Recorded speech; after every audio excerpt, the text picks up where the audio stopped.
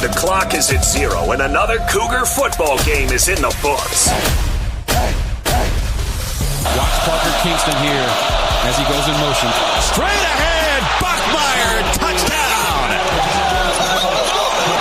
Well, we called it. I told you to watch Parker Kingston, and I want you to watch 1, 2, 3, 4. Watch how all these guys just start flowing this way as the fake happens, and then that opens up a massive gap right there for Bear Bachmeier to insert himself, just like a grizzly bear, into the end zone. Walker, direct snap. He's hit, and he's down. Keanu Tanavasa broke down the door and got the stop. Ball on the ground, picked up by Covey. That's daring, and it's a smart choice. Wow. Covey on a ground ball takes it across the 35. It's a 57-yard return. Sorsby ready to throw, lobbing this way. On the money to Cyrus Allen, the touchdown maker. His 11th of the year. Third down, opening drive, second half, Cincinnati. Sorsby fakes it left, runs it right, throws on the go, down the field, intercepted by Wall. His 4th of the year playing center field. It's Martin. It's a touchdown. Now a big decision for Satterfield. He's seen 2 missed field goals. And they've missed both of those field goals from the left hash. So he must not be a superstitious guy because he's bringing the kicker in to do it again. This one is no good again. Cincinnati looking for a stop of Martin. He is hit. He somehow absorbs it and picks up the first down on a second thrust. What a tough kid. Oh my gosh. As you see LJ Martin break a big run for a touchdown that I think is going to put him over 200 yards rushing on the day. It will. He'll take the 6 here, but there's an argument to be made that you should go down and end the game. Instead, BYU gets a capper, and the conversation about style points opens again. Now it's time to break down all the action. You're listening to the Cougar Postgame Show on 97.5, the KSL Sports Zone.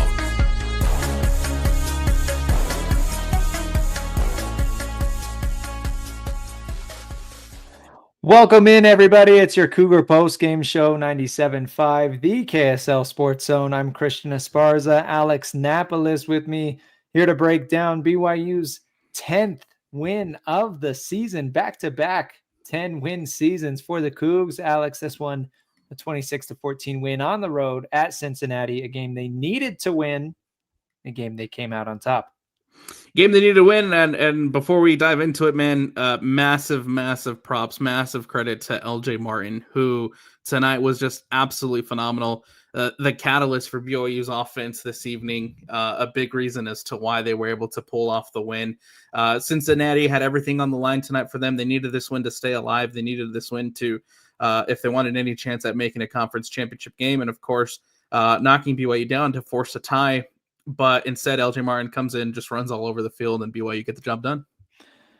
I mean, that is the story of the season, or excuse me, of this game tonight for LJ, who had one of his best games of the season. I'm quickly looking through his game log. That might have been that's his only 200-yard game of the season. That's his best game of the year. And of course, it's capped off by that long run at the end to add some style points. How about that? Going up, get an extra 6 on the board, and he deserves it, man. Everybody knows that LJ Martin is the heart and soul of this BYU offense, and they go as he goes. For as much as we've loved to celebrate Bear Bachmeier this season, for all the good that he has done, this offense will go as far as LJ Martin can take them. And tonight, that was 222 yards and 2 tutties on the ground, not to mention 3 catches for 44 additional yards as well. So 260 total yards of offense for the LJ Martin. We need to find a nickname for him. But dude, he was awesome tonight. He dump trucked several Cincinnati Bearcats. There was that one conversion where, I mean, literally 3 Cincinnati players hit him at once. and they just bounced right off, and he picks up the first. I'll tell you what, man. He did his best Marshawn Lynch impression tonight. He was just running. He was just running over and over and over and over again through those Cincinnati defenders, and the ability to absorb the hits. Right, there was a couple of times, especially late in the game, right, when you're trying to put the game on ice, you're trying to put it away. There was times where it seemed like Martin was going to be either go down at the line of scrimmage or be brought down for a short gain, but instead he just keeps churning those feet. He absorbs those hits, man, and he keeps just barreling downfield and ultimately puts the game away with that big run that you mentioned earlier. LJ Martin, man, he's phenomenal. And there was concerns right after that Iowa State game. He goes out for injury. It was concerns that, potentially it might be a long-term thing, but I think the best news for BYU's fans, and you see that now, is the fact that he was able to play through the injury, and now he's looking like the LJ Martin of old. Alex, not only did he play through the injury, but 35 total touches tonight, 32 rushes, 3 catches. So that is, again, his highest amount of touches in a game this year. So it's very clear that he is, I don't know if I would say 100%. I mean, obviously he's wearing the brace, right? Yeah. But he's just playing through pain at this point. So he is playing at a very high output, and he's feeling good enough to go out there and do that. So great game from him. There were a couple times where he fell on that shoulder, and I got a little worried, but he got back up and he went out and did it again. I've heard some people say that for that injury right now, it's just a matter of pain tolerance. And with the brace, everything should be good. It's just how much pain can you take? So I can't imagine what he's going through out there. But man, he was so impressive tonight. This is probably one of the marquee games of his stellar career, right? And this is a career that has been marred by injuries at times. But everybody knows that if he's healthy, he can be probably the best running back in the Big 12. And he had a quiet game against Texas Tech, and that hurt his numbers. Before then, he was the lead rusher in the Big 12. He still leads in yards per carry. Not sure what things are going to look like after tonight, but I'm sure that he's going to be towards the top. Last week he looked a lot better, man. After being held short against Texas Tech, he looked a lot better. But tonight he looked fantastic. He looked phenomenal. And again, I think the biggest reason why BYU was able to walk out of Nippert Stadium with the win. Yeah, and it was a cold night. Cincinnati, their crowd was. They were into the game. Obviously, there was another chant that's going to get them fined a lot of money, as they should. Yeah, they need to knock that off. It's not funny. It's not cool. But the crowd was there. The crowd was rocking. They were ready to roll. And we've had Cincinnati riders on the station all week, and all of them are like, "Yeah, Nippert Stadium's actually a pretty tough place to play." And there were some people that were kind of worried about that for BYU coming in, and obviously it was a little closer than I had expected. Vegas was predicting a close game. I think you and I both predicted more of a blowout on BYU's end, but credit to them. The Bearcats, they kept this one a game until basically the very end. They did. And, to kind of start breaking it down a little bit, I think that for Cincinnati, and not to discredit anything BYU did, because I thought tonight, through all 3 phases, they played a really solid game. But I think tonight, the big story for Cincinnati is just shooting yourself in the foot, man. You go back to the beginning of the game, they get stopped on the goal line, right? The ball's on the 3-yard line, I think it was. Unable to convert a 4th down. Massive credit to Keanu Tonabasa for coming up with a massive play. And then of course you have the missed field goals. That's just on that alone, man. You left a lot of points on the table. Plus you had the 4th down, the punt, right, where the players lining up offsides. You give the ball back to BYU with the penalty. There are a lot of situations tonight where it just felt like Cincinnati, in moments where they potentially could have taken some sort of momentum, where they possibly could have done something to turn the tide their way. Just a lot of times really just shooting yourself in the foot tonight for Cincinnati. And I think ultimately BYU did a phenomenal job of capitalizing on that. And then of course you have the Tanner Wall INT, which also helps out a lot. Yeah, tough night for Cincinnati kicker Stephen Rusnak. He was 11 of 11 last year in 2024. This year, coming into this game, he was 12 of 13. His only missed field goal of the season came a couple weeks ago against Utah. And then you're right, 0 of 3 tonight. And one of those, of course, was on the holder. Not much you can do about that, but I think it was RG3 that said, that doesn't go on the holder stat sheet. Like that's unfortunately the life of being a kicker. Sometimes that happens and it's tough. And it seems like when you miss one, more is to come. And for Cincinnati, today was a day when they needed all of those points. Sorsby had a nice game, 300 yards, 25 of 38. He spread the ball around quite a bit. I think for the Bearcats, the rushing attack wasn't there, and that's obviously a testament to BYU's defense and their defensive line. You mentioned Tanavasa earlier with that big stop. I think this was one of his best games at BYU. And again, the broadcast said something that I thought was really interesting. They had a comment about, I think they were quoting Kalani Sitake. They said, yeah, sometimes he'll go out there and try and do like his own thing. But when he plays like within the defense, he does a really, really good job. And so clearly, I think it's taken a little bit for Tanavasa to kind of get on the same page with everybody. And it's easy to go out there and be like, okay, if I can just beat my man with this swim move and get in the backfield, I'll make a play. But it's not really always about that. And today we saw that pay off. Absolutely. And it starts with that massive play early in the game, right? You're able to stop them on 4th down on your 3-yard line. That's going to give Tanavasa, that's going to give that defense a lot of confidence, and it gave BYU just a lot of momentum overall. And I definitely agree with you. I feel like this is one of those games where Keanu Tanavasa stood out, and it's probably his best one so far in a BYU jersey. Yeah, as far as impact plays, for sure. Let's get to some comments real quick. Cougs are rolling, says Neil Jones. Yeah, 10th win of the year. That's awesome. BYU has won 10 games plus in back-to-back seasons. And obviously a very winnable game next week against UCF. And then we'll see what happens in the Big 12 championship and a potential college football playoff berth. But it's there for BYU to win 11 games and maybe even 12 and maybe even 13, I guess. But we'll see. Back-to-back double-digit win seasons for Kalani Sitake. This is his 10th year at BYU. He has completely transformed this program over the past couple of years. And I want to take a little bit to talk about what that means for him, because clearly, the athletic department's bought into him. They extended his contract, gave him a little more money. They're paying his assistant coach as well. They're making everybody happy. They like what he's got going, and I think he likes what he's got going as well. It really feels like this culture is established, and they want to come out and say like, hey, we're one of the premier programs in the Big 12. Absolutely. And I mean, you just go back to that first season in the Big 12 and how disappointing it was for BYU, right? You go 5-7 on the year. You have a rough start to Big 12 play. That double overtime loss though to Oklahoma State was such a fun game though to remember. But then you bounce back the next season, right? When everybody was doubting you, when everybody was counting you out for the and you come back and you respond to that with a massive season last season. You respond again this year with another massive response, and I think it starts at the top, absolutely, with Kalani Sitake. We talked about it at the beginning of the season, Christian, on College Football Saturday with Alex Curie.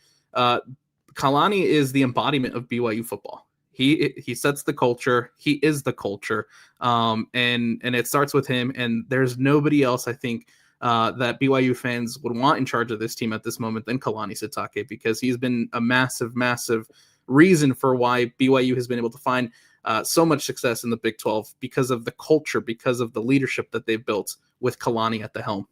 It makes it all the more funny, right? When you see like the top 10 UCLA coaching candidates and you see Kalani Sitake's name on there, it's like, stop it. It's not going to happen. Right. Maybe, one day, maybe if one of like the 5 best programs in the country opened up like top of the SEC, I'm talking, like a Alabama or a Georgia or something crazy like that. And they were just offering him a blank check essentially. But even then, I really have a hard time imagining Kalani Sitake ever leaving BYU. I think that this is almost his baby, I guess.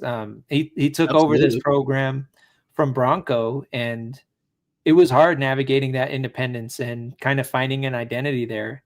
And they've really found a home in the Big 12. And I love how Kalani Sitake has seemingly embraced that. He's mentioned it multiple times. He's very grateful to be a part of the Big 12 conference, and they love it there. And what he's done over the past couple of years, I mean, he's had to make tough decisions with his assistants, right? He's had to let go of some of his friends that had coached for a while there and bring in other guys that make things better. Obviously, Yeah. Jay Hill being one of those guys that has this defense absolutely firing on all cylinders. So again, Kalani has spent so much time morphing this program into what it is, and now it just feels like, okay, you can get out there and let it run. Exactly. And that's kind of what it feels like right now. And, they're on the doorstep of achieving their goal, one of their goals, right? They're on the doorstep of making it to Arlington, which last season they just fell short of. They're on the doorstep now. And again, I think that's just a testament to what Kalani has been able to do with this group, right? You bring a lot of that talent back. There was concerns, right? You heard people talking about it for the last couple of weeks, where BYU was a year ago today, losing those 2 back-to-back games, losing out your chance at going to Arlington. Was it going to happen again? Was this team going to be able to make that jump from being a good team that they were last season to being a great team and making it to that championship game and achieving those goals? And they're on that doorstep, man. And I think a lot of that credit has to go to Kalani and the coaching staff, again, for just being able to build that winning culture at BYU. Yeah. And it's been really fun to watch. It has. He's a very enjoyable guy. It's not like he's some, like Dan Hurley at UConn. I can't imagine what UConn basketball fans have to think about. Yeah, they're a successful program, but like their coach is a jerk. Right. For lack of a better term. But Kalani, like every week, got to stay humble and hungry. Our opponent's going to give us their best shot. We got to give them ours. Respect our opponent. Like he's a very, very good dude. He seems like it. So absolutely, he's fun to cheer for. Back to this game, I do want to get into some things. Obviously, Chase Roberts left the game. BYU radio said that it was a hamstring injury. Mm-hmm. He only had 1 catch for 11 yards before he went out, and I think his not having his presence kind of hurt BYU's passing attack. Bear Bachmeier didn't have a great night tonight. 15 of 25 isn't bad. Only 127 yards, no touchdowns through the air. Seemed off, and I know a lot of that has to do with Chase Roberts' injury. And then it just seems like Cincinnati's defense was kind of getting after him a little bit. Obviously, you're missing Waylon Lapuaho at left guard, so your line's a little banged up, and that's going to make life hard for you, especially when you're playing against the Godfather, Corleone, on the defensive line there. But right. I don't know. What do you think about Bear? I felt like he left some meat on the bone out there. He definitely did. There was times where I thought, in this game too, specifically because they focused so much, I think, on feeding LJ and feeding that run game. They didn't necessarily have to do anything crazy through the air, but I think in times where you did have to go through the air, it did feel a little bit like Bear was keyed in a little bit on Parker Kingston, because naturally when Chase Roberts isn't there, your second guy, your next guy up, your next number one is going to be Parker Kingston. And Carson Ryan too. There was a specific throw where they didn't really get Carson Ryan involved as much as I thought they were going to, considering what he did last week. And so, yeah, I definitely think there was meat left on the bones as far as the passing game goes. There was a throw. It might be the same one you're thinking of. It was not quite on the red zone, kind of on the doorstep. Yeah. Just missed Carson Ryan. Yeah. And that happens. Of course, going back to Kingston, 7 catches tonight. Turned that into 39 yards, though. So you'd like to see a higher yardage. Obviously, he's just catching short, a lot of screen passes, a lot of short routes there, and not a lot of time to develop some of those intermediate routes that we had seen so much throughout the season from A-Rod and from this offense. So a little bit to clean up there in the passing game. Obviously, though, again, when your number one guy goes down, like a potential all-conference type player in Chase Roberts, like stats might not show this year, but he's definitely that caliber of player. Yeah. When he goes down, that offense is going to struggle. And great point by you. Like when you lose Chase, Bear's going to be like, okay, next guy up is Kingston. Got to find him. And you kind of tunnel vision to Parker Kingston. So, and it seemed like it did. You look at the receiving stats, right? LJ finishes with 3 catches, Carson with 2, JoJo with 1, Chase with 1, Cody Hagan with 1, and then you have Parker Kingston leading the way with 7. Yeah. And so that it felt a little bit too like he was keyed in on trying to feed Parker Kingston, and the defense did a good job of being able to slow down Parker Kingston. But Bear added 46 yards on the ground and another rushing touchdown on 13 carries. So he always seems to be pretty consistent with what he can add with his own legs. And when you've got obviously LJ Martin going for over 200 yards that's going to make life easy for you, and you don't have to do a ton. But Bear's always going to give you, I would say, at least 40 plus on the ground. And some nights he might have to give a little more. Tonight it was more so just opportunistic running. But man, he has so many highlight rushing touchdowns where he just runs over people. And he's a big dude. We did see him take a hit late in the game, took a pretty hard hit, and he was pretty shaken up on the bench. So hopefully he's not injured. I don't think he is. I think he might have just been in a little pain because he got smacked there. Little stinger, man. Yeah, he's got to do a better job of kind of just giving up on the play. When you've got one guy on your tail end, another guy coming from the side, and then another defender standing in front of you, and you're in the pocket so you can't throw it away, get down. Like, you don't need to get sandwiched like that, take a dangerous hit. Right. You got to be smarter about that, but he's a tough dude. He'll learn. He's young. Yeah, but I also get the want and the want and the desire to try to get every little inch and every little bit of yardage that you possibly can, because I can't remember if it was a couple plays before or a couple plays after, but there was a run there from Bear Bachmeier too where he's dragging 3 defenders with him, which we've seen him do multiple times this season. And so I understand the fight. I understand the need and the want to get all as much yardage and as much power through that run as much as you possibly can. But at the same time, even just game situation, game awareness, you're running down the clock. You guys are up. Don't take those unnecessary hits. I think ultimately in that situation. Clean game from Bear, no turnovers again. Seems like he's been, I guess, when you point to like where freshmen struggle the most, obviously it's going to be the decision making and potentially turning the ball over. And I think Bear Bachmeier has been exceptional at that this year. He's had a couple throughout the season. I think he's only had one game where he's had multiple turnovers. So that's huge. And then when you have Tanner Wall bringing in the interception and you're winning the turnover battle, you're going to win most games when you do that. So when you have a quarterback who's smart about what they do with the football, not putting it in harm's way, that goes a long way for winning football games. And especially when you've got a veteran team that knows how to take care of business on the road at the end of the season, that's huge. Absolutely. And I think that's one of the things that has impressed and has stood out about this true freshman quarterback is his ability to keep the ball out of danger. I think has been super important to what's made Bear Bachmeier so successful, right? He only has the 4 interceptions on the season. He's been good at protecting the ball, not putting it in danger's path. And that's great to see from a true freshman quarterback, because sometimes it takes some of that experience, some of that game experience, but it seems like from the rip, Bear Bachmeier has been able to come in and do that. High ceiling for this kid, man. Yeah.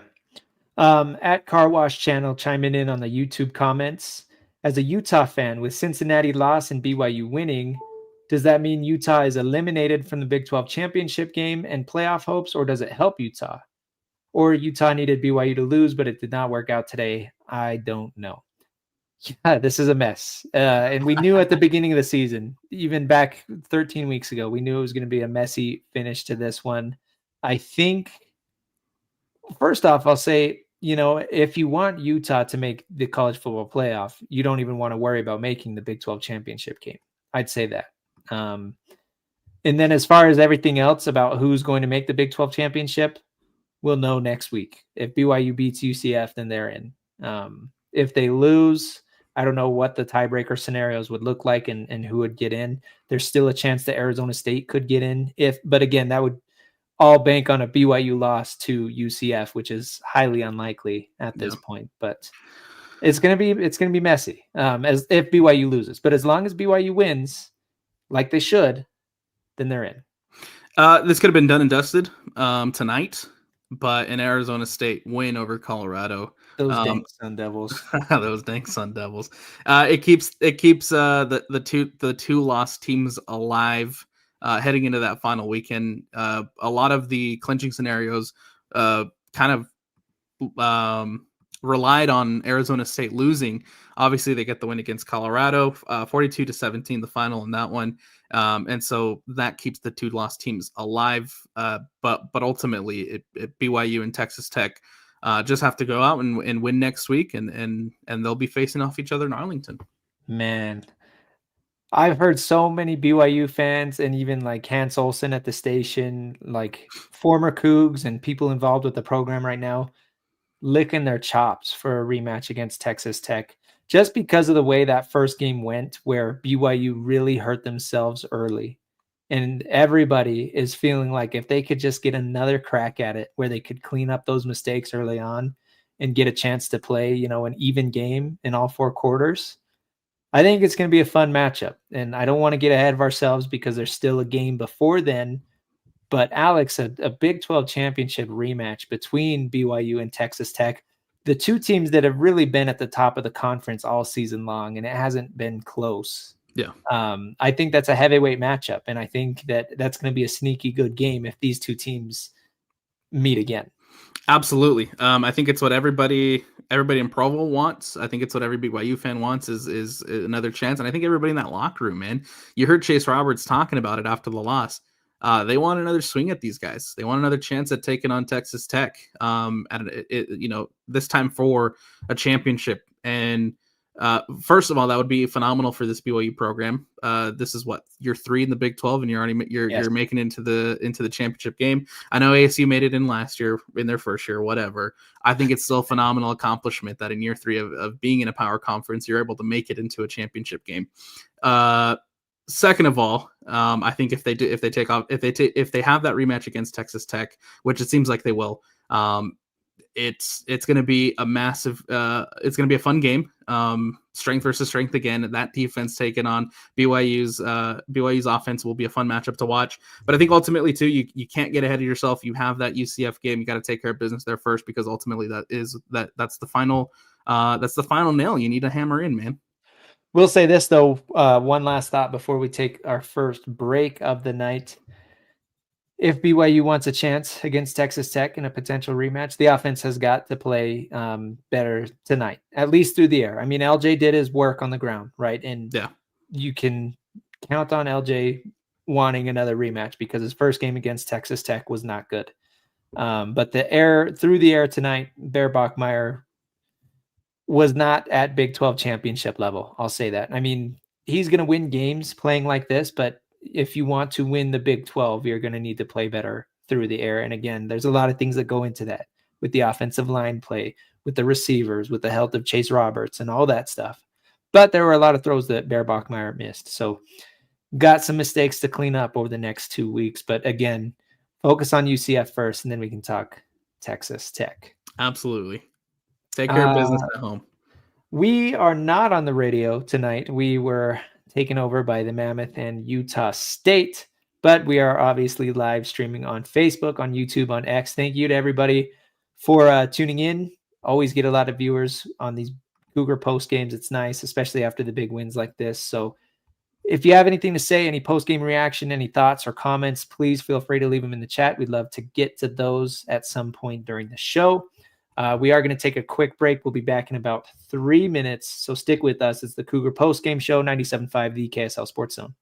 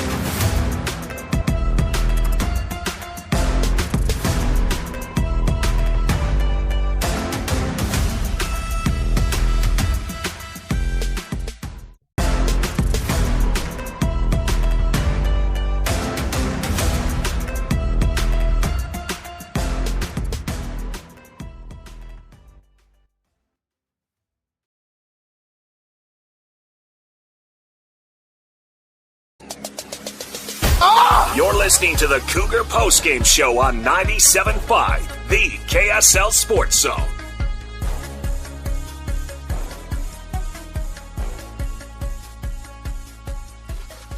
It's your Cougar Postgame Show, 97.5, the KSL Sports Zone. I'm Christian Esparza, Alex Napoles with me, breaking down a 26-14 BYU win on the road over Cincinnati. It is the 10th win of the season for the Cougs, and Alex, they even got some style points there at the end with LJ Martin putting a dagger in the Bearcats. They did miss the 2-point conversion, and I was wrong. We were talking while the play happened. Barrett technically threw an interception on that 2-point conversion, but that, I guess that doesn't count towards his game stats on the night. So that's good for the stat sheet. Would have been nice to get an extra 2 points, because I think with this college football playoff race, BYU is going to need every last point that they can get. But nevertheless, the first thing that matters is a win, and that's what BYU got. Absolutely. They needed the win again to control their destiny, really, to stay in the driver's seat of what of that rematch that we were talking about before the break, the wanting that rematch against Texas Tech. They needed a win to stay in control of making it to Arlington. You're one step closer. Again, that Arizona State win doesn't do BYU any favors, but ultimately they have a chance to secure their spot next week. I thought special teams bounced back tonight. Will Farron has been up and down after, what did he ever make? Like 26 in a row is what the streak extended to. And then he kind of fell off the wagon a little bit. I mean, he wasn't terrible by any means. He just wasn't Will Farron. You know what I'm saying? Yeah. Tonight, 2 of 2. So that's great. And then Vanderhaar returns after missing last week due to an injury. He had 4 punts, 155 total yards, 2 of them pinned inside the 20. So I thought Vanderhaar had a good game. Nice to have him back. I'm sure he's done shanking the punts again after that Texas Tech game. It was a big point of emphasis from Coach Sataki, and I don't think we'll see that again. But my point being, one area that I think goes really underrated for BYU is the special teams play. And tonight they didn't have like any huge returns, right? Any game-breaking plays on special teams, but at the very least, they are consistent and they get the job done, and they do what is asked of them and what needs to be done. And we brought up Cincinnati, 3 missed field goals and an offsides penalty on a 4th down really killed them. I mean, that's 9 points plus a drive where BYU ended up scoring. So I don't know what the point swing would have been there, I guess, off the top of my head, but completely different game if it weren't for those special teams woes. And frankly, that's not something BYU has to worry about, man. Their special teams does a great job. They do a great job. Good to see Will Farron bounce back after a couple of misses. Good to see Vanderhaar back into after shanking a couple punts against Texas Tech, and then doesn't go next week. So Sataki says in the postgame press conference that his kicking leg was a little banged up, but he's back and did a great job. The only knock that I'll give BYU on special teams tonight was they allowed 1 big return that I think could have given Cincinnati some momentum, but defensively BYU holds, and I think that the defense makes up for the return. Yeah, the 57-yard punt return, you're right. Looking at the stat sheet, I didn't even notice this during the game. BYU didn't force any punts. I guess they didn't have any returns. Cincinnati punted 1 time. You know what? Now that I think about it, I don't remember seeing their punter. They did punt once, and it went 41 yards. Must have went out of bounds, didn't get returned. But that's kind of an area, I guess, where BYU special teams has been the shakiest this season is the punt returning. I mean, when they can get hands on it, Parker does a good job, but I think he's dropped 2 or 3 now this year. Tiger isn't as explosive, but he hasn't dropped any, so we'll see what that looks like. I'm sure it's just going to be Parker the rest of the year. But yeah, dude, these special teams, again, you're going to have games where your offense maybe doesn't score as many points as you'd like, or your defense is a little leaky. But when you've got a special teams that holds up and they come in ready to play, that's going to make your life easier. So just wanted to point that out because, shout out to the special teams guys out there. Am I right? Hey, kickers are people too, man. Let's go. Defensively, you give up 300 yards through the air. The run defense holds strong, right? 23 carries for Cincinnati, 87 yards. So they held the Bearcats to under 4 yards a carry. But again, 300 passing yards for Sorsby. And it felt like at times, especially that 86-yard drive at the end of the game that allowed Cincinnati to stay alive, seemed like at times tonight, Sorsby was able to pick apart BYU's defense. Do you think that they were a little leaky today, or just the pass rush wasn't able to get home and get to Sorsby? What do you think there? I think, first of all, you got to give Sorsby some of that credit, too, because Sorsby is a more than capable quarterback. One of the better ones coming into one of the more experienced ones, I should say, coming into this season. And then he goes and he leads Cincinnati to a 7-1 record before ultimately stalling out here now with some back-to-back losses. But Sorsby in and himself is a great quarterback, is a little banged up playing through that injury, but still more than capable. I do think that sometimes BYU had chances to get Sorsby, take down Sorsby in the backfield, right? Be able to bring a little bit more pressure. But ultimately, I think what matters is the bend don't break mentality, right? You allow him to get 300 yards, you allow him to move the ball down the field at times, but ultimately the defense puts the clamps on when at the moments when it matters the most. Specifically looking at that Keanu Tanavasa big stop on 4th down, and then of course being able to pick off Cincinnati when they get the ball to start off the second half, right? They could have marched down, put some points up, got some momentum, some much needed momentum at that point of the game, but instead Tannerwall comes up with a big interception. Sorsby, again, man, he's been able to put the ball in non-dangerous situations. He hasn't turned it over much this season. They haven't fumbled it away that much either up until that Utah game, and ever since then, Sorsby's kind of been a little bit more bit more susceptible to the turnovers. And I think the moments where it mattered the most, BYU comes up with that interception and is opportunistic in that case. I think part of his interception numbers rising, number one, they're just playing better defenses, right? I kind of pointed out this morning that they hadn't played great defenses all year, really until that Utah game. And then they played Arizona the week after, and then tonight BYU. So that goes into it. I think the other thing too is once they lost to Utah and realized that their kind of season was on the line, right? As far as making the Big 12 championship, that's always going to make you play a little bit on edge and more mistake prone, and want to take more chances down the field. And tonight, it's like the games like this are when it might suck to be a quarterback, because he has a great game.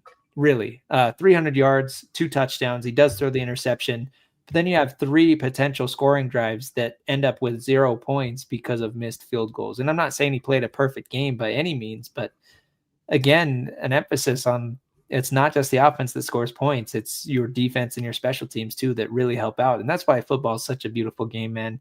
You got to be a great all-around team to achieve great things. And I think that's where BYU has been at its best all year, is they have not had very many games where all 3 units aren't firing on all cylinders. So everybody kind of helps each other out. And I mean, we saw it with Baylor and we're seeing it with Cincinnati. Like, you can't just have a good passing attack. You need more than that. Yeah. And tonight that wasn't enough for Cincinnati. I mean, you hear the coaching staff talk about it a lot. I remember after through the course of the season, you hear Kalani Sitake mention it, that you have to play complementary football.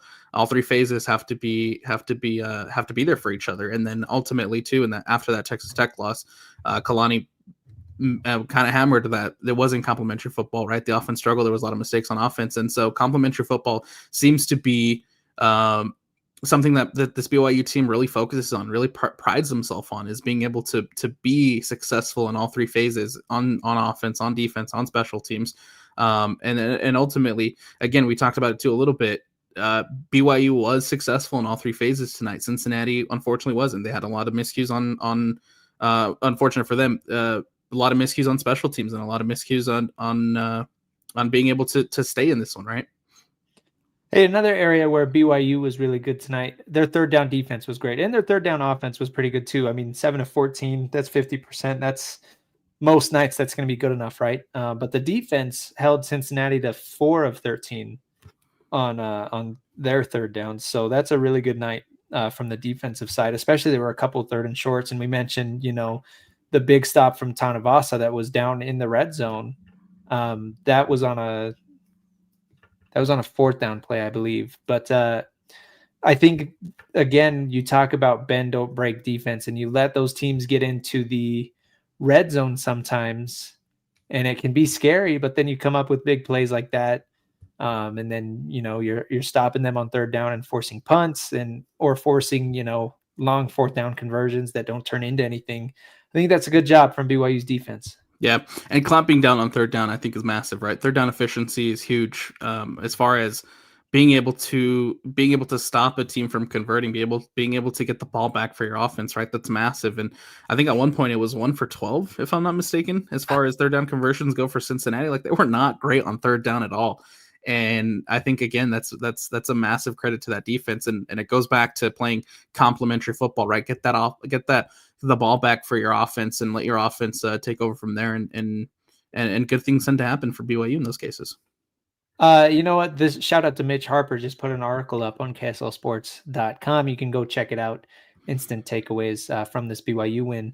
For the second consecutive week, BYU's defense held its opponent to only convert 1 third down on his first 10 attempts. Last week, TCU was only 1 of 10 on the night. And then today, in Cincinnati's first 10 third down attempts, they only had 1 conversion. So, yeah, this defense, they're giving up big plays occasionally, but at the end of the day, they are still a very, very solid unit, and they're doing good things.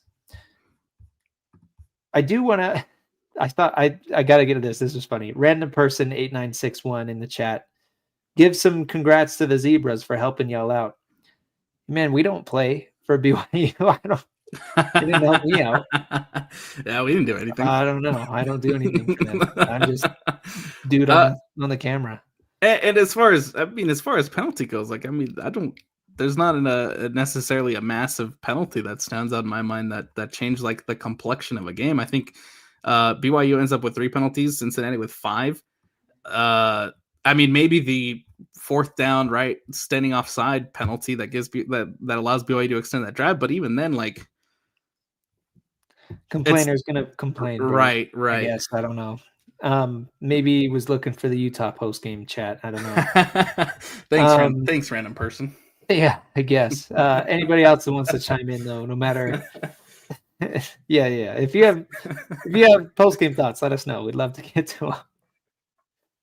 We are still awaiting Kalani Sitake at the podium. I'd imagine we're going to get it soon.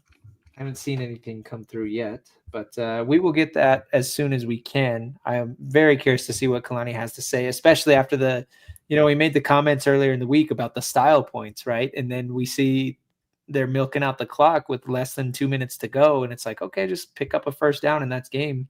All of a sudden, LJ Martin breaks away for a touchdown. And I was expecting him to slide and get down to just wear out the clock.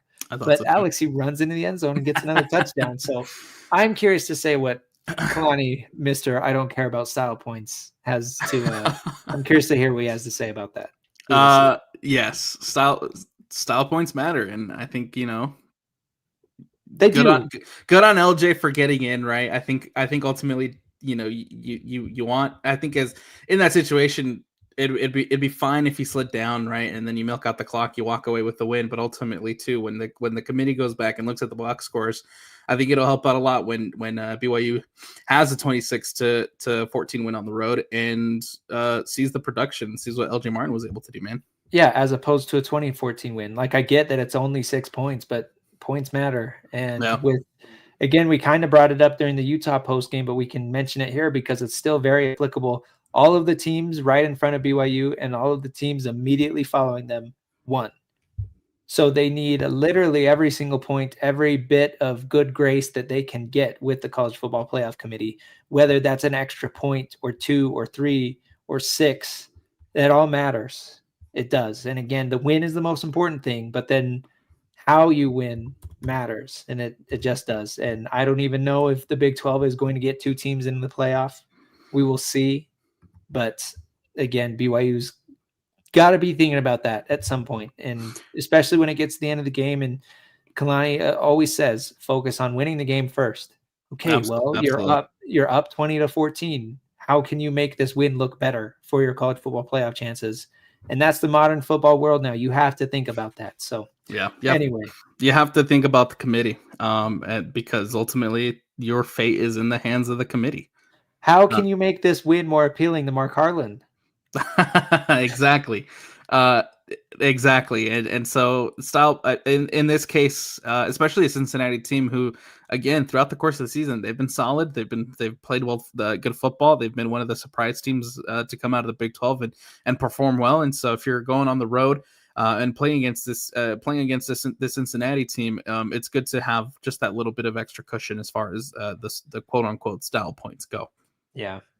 We are still awaiting Kalani Sitake. Let's go ahead and take a break while we're waiting for that. And then on the other side, hoping to hear from Kalani, and then we will just wrap this thing up. It's win number 10 for the Cougs. They are rolling, and it's been a great season so far. So still a lot of fun things to talk about and break down in this one, Alex. Again, if you have any post-game thoughts, leave them in the comments, and we'll get to them. Let's get to some fan reaction, hoping to get to some of that as well. So stick with us. It's the Cougar Postgame Show, 97.5, the KSL Sports Zone.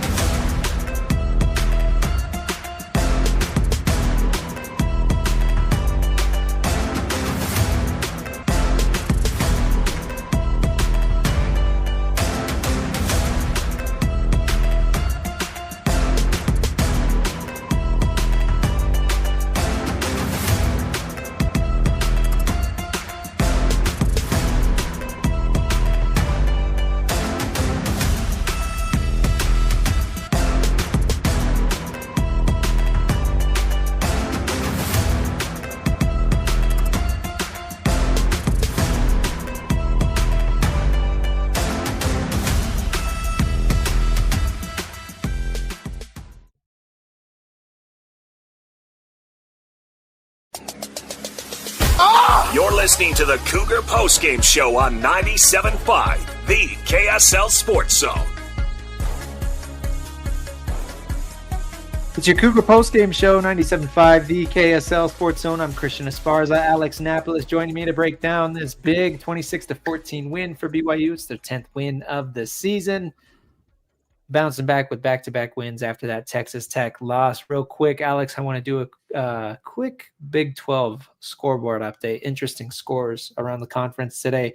UCF getting the win at Oklahoma State, 17-14. Oklahoma State is 0-8 in the Big 12. I feel bad for laughing.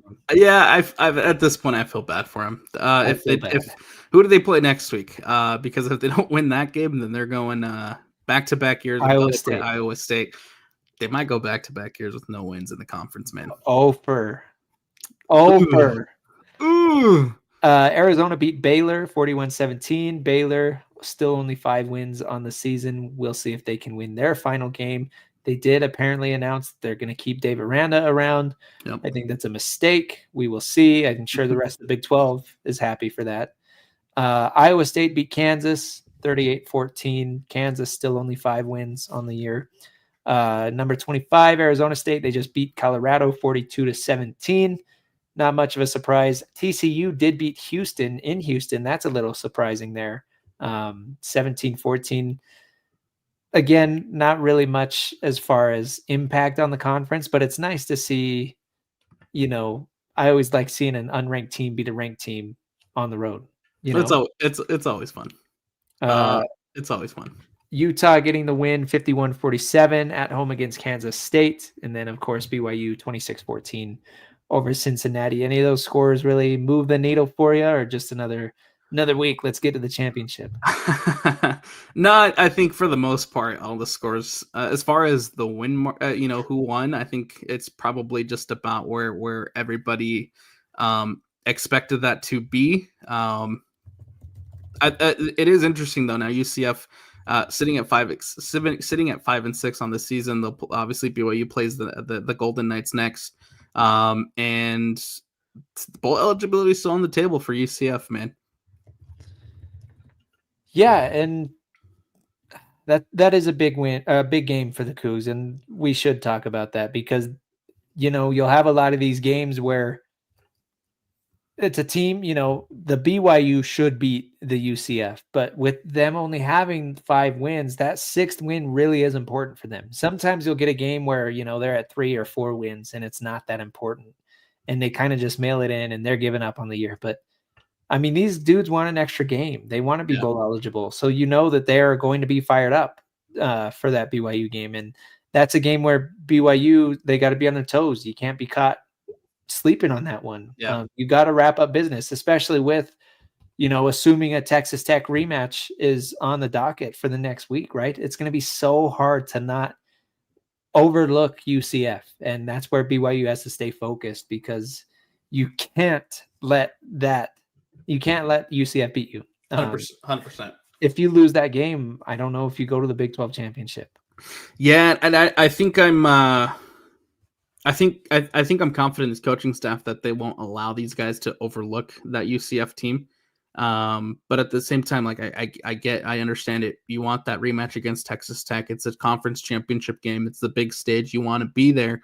But it's really important not to overlook this UCF team. You still have to handle business, right? You're not clinched yet. Again, because of that ASU win, you're not clinched. Texas Tech even at this point isn't clinched, right? There's still scenarios on the line for next week that you have to be aware of. And so you, at the end of the day, you just have to handle business. You have to go you have to go and play at Lavelle Edwards Stadium and be able to win that game. I think it's kind of similar to the Colorado game earlier this year, right? BYU went on the road, played at Colorado, and they went down 14-0 early. And they did end up coming back and winning that game, but that might have been a case of kind of overlooking your opponent a little bit and not taking them seriously when you needed to. And all of these football teams are good enough to beat you if you don't show up. Mm-hmm. And that's what's nice about being in a conference, but that's also kind of the crappy part about being in a conference is like, I shouldn't say it's crappy, but you do need to show up every single week. And absolutely. Especially in the last game of the year because it's big. Absolutely. Hey, do you remember that after the West Virginia game, BYU sitting at 5-0 and they're about to play Arizona. And we were talking about the gauntlet of a schedule that was coming up for BYU. How do they do in that gauntlet? They only lost one game, man. They only lost one game. And again, the hardest schedule of BYU history. And, I put that in air quotes, but it was a very, very tough slate of games, including, a close rivalry game against Utah. And, you're right. Thanks for pointing that out because I guess this was the end of that, right? This was the end of the gauntlet. And they go on the road. Sorry, go ahead. I was saying they made it through. They made it through, man. They made it through. It ends with a win in Cincinnati, but you go to double overtime against Arizona, you pull off the win, you get the rivalry win. You come back on the road against Iowa State, you lose to Texas Tech, unfortunate, but then you bounce back well against TCU and Cincinnati. And again, I think it's been a topic of conversation we've talked about all season long, right? With how many players you have returning, with how many veteran leaders you have on this team, with how much returning experience you have. You felt comfortable. You felt comfortable and confident that BYU can do some damage through that gauntlet, and they absolutely did. Again, massive credit to those players, massive credit to that coaching staff. The gauntlet is over, and BYU can now start looking at UCF and can start looking at that Big 12 championship game. Arizona, Utah, Iowa State, Texas Tech, TCU, Cincinnati. Those are, I mean, that is like the top half of the Big 12 right there, all in one stretch, and they come out with only one loss. And I mean, we were before the season, we were like, man, they'll be lucky to go like 2-4 in that. Oh yeah, oh yeah, 5-1. So very impressive because that was when the schedule came out, everybody kind of saw that and was like, oh. And then as the season went on and people saw that Texas Tech was very good and Cincinnati was pretty good, and TCU can be tough, and the Utah game is always going to be tough, and Arizona shouldn't be messed with, right? That stretch got harder and harder as it approached. Yeah. And here BYU is with 5-1 over that stretch, and they're putting themselves in a great spot. Another reason too I bring up the gauntlet is because I think it's time to have a serious discussion about BYU's resume and why I think they absolutely deserve to be in the college football playoff.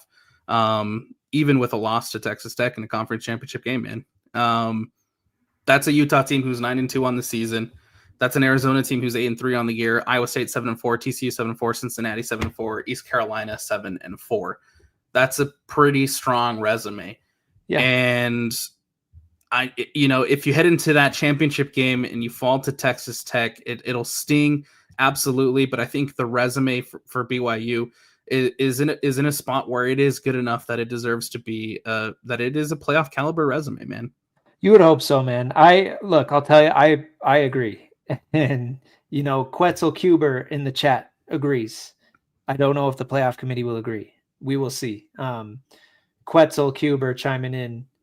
10-1 power conference team with 2 wins against ranked teams. 8-3 Arizona will presumably move into the rankings. 7 wins over bowl eligible teams. 4 road wins over 7+ win teams. Yeah, that is a really good schedule, and that's hard to ignore. That is pretty good resume, man.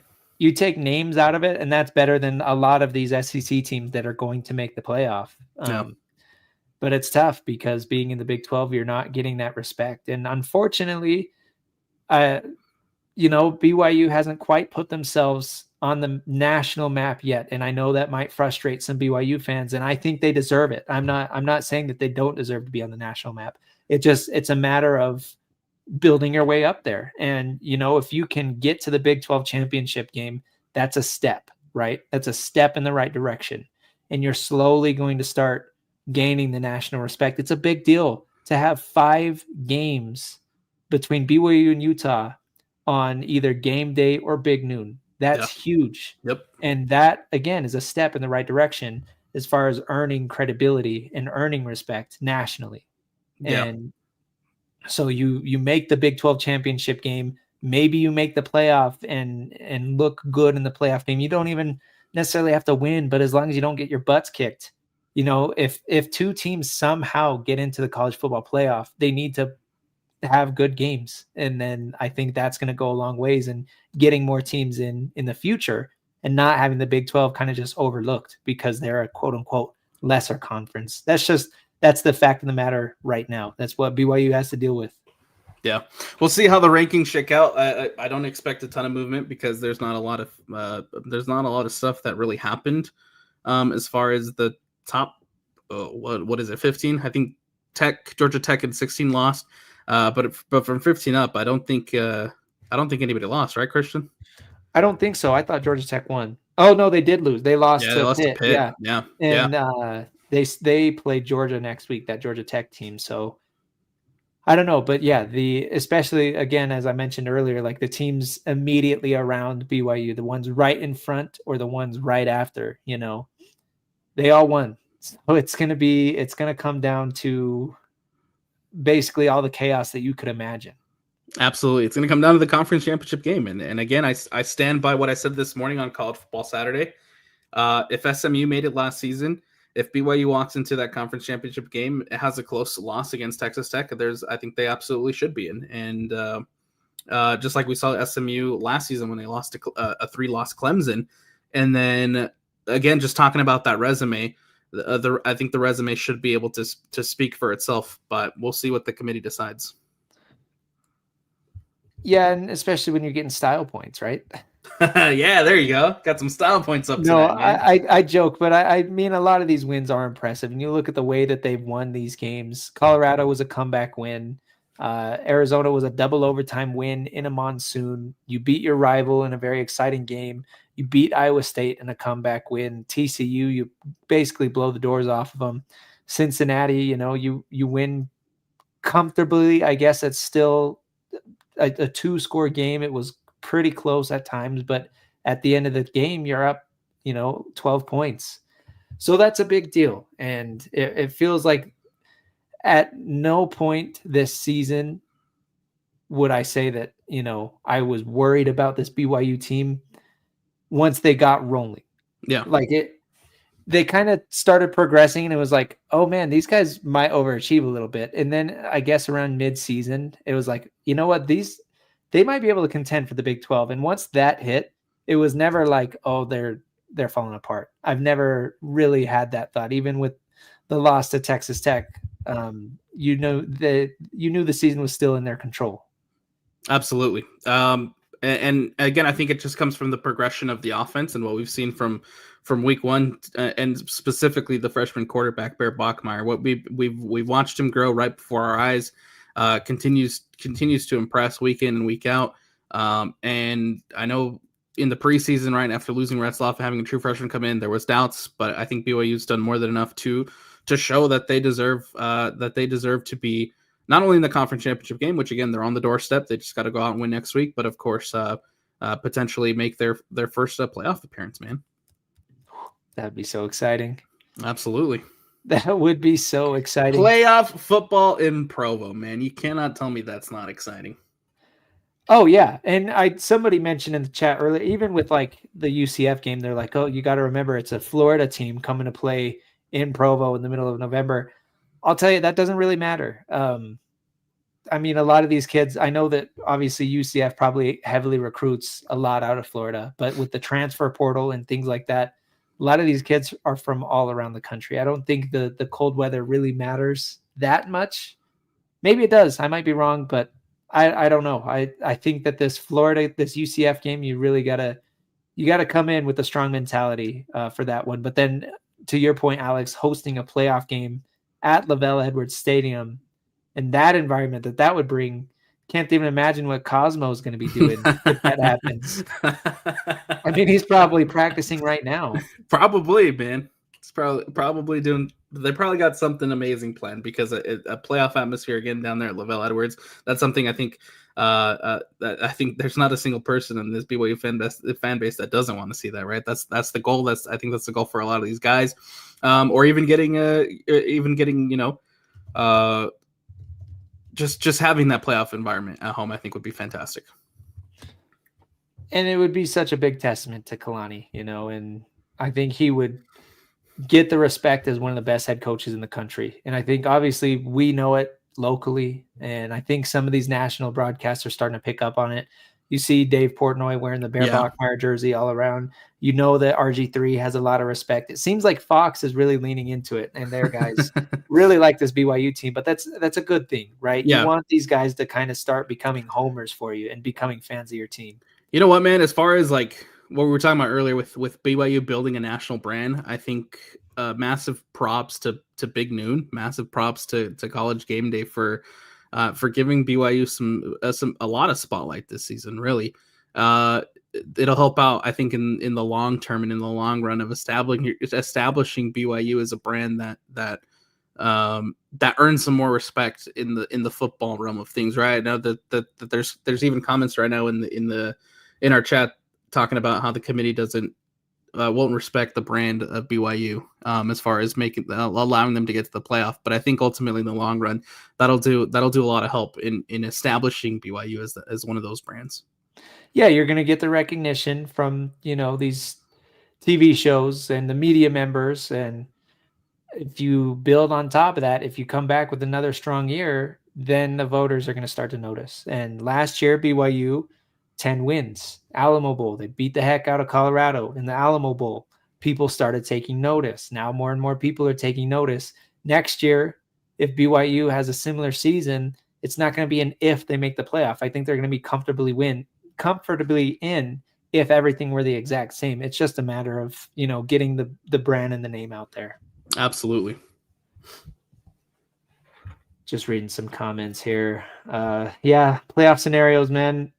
All BYU has to worry about is winning. Just win. Just win. Anyway, let's wrap this thing up. I'm not sure if we're going to get post-game sound. It's tough for road games. Sometimes we get it, sometimes we don't. So unfortunately not going to get to play that, but we will have it posted on the podcast feed. Brigham Young University sound. We're going to have that up as soon as we can get it tonight. If not, we will definitely have it by tomorrow. So be sure to find that wherever you get your podcast, and you'll be able to hear from Kalani Sitake and the players and their post-game comments. But Alex, let's wrap this thing up, man. As we always do, offensive, defensive MVP. Ooh, I'm sorry. I should have thought about this earlier. Offensive MVP, easy. LJ Martin. Yeah, that's a layup. That's a softball. LJ Martin. Defensive MVP. Part of me wants to go Tanner Wall for the INT, but I think more so Keanu Tanavasa, again, having what I think so far has been his best performance in a BYU jersey. I think, Christian, you said it earlier too. Keanu Tanavasa, I think, will get my defensive MVP for the night. Yeah, I think that's fair. Yeah, I mean, LJ was a layup. I probably would have gone with just kidding. No, you don't go with anybody else. 222 rushing yards. Are you kidding me? And the dagger. Yes. Come on, man. Absolutely. Again, man, massive credit, massive props to LJ. A big reason as to why BYU was able to win tonight, man. And it's good to see him again after going down against Iowa State. Concerns there for a long-term injury, but instead able to bounce back, able to get right back in there. 200 total, 6 total yards. His career high in carries, total yards, and tied for his career yards. So massive credit to LJ for his phenomenal performance tonight. Career night, man. That's always fun. Always fun to watch and then be able to talk about it in the post game. BYU at home against UCF next Saturday. Kick time has not been announced, but regardless of the time, Alex and I will be there to break it down. Hopefully we're talking a Cougar win and getting ready for a Big 12 championship. That would be awesome. I'm totally here for it. Absolutely, man. Until then, thanks for everybody. Thanks to everybody that tuned in. Thanks to Hatch for producing back in the studio, getting this thing online, getting it posted, keeping a lookout for sound, even though we didn't get it. And then, of course, thanks to you, Alex, for joining as always. And, thanks to everybody else for listening. We'll catch you next week. It's the BYU Cougar post-game show, 97.5 DKSL Sports Zone.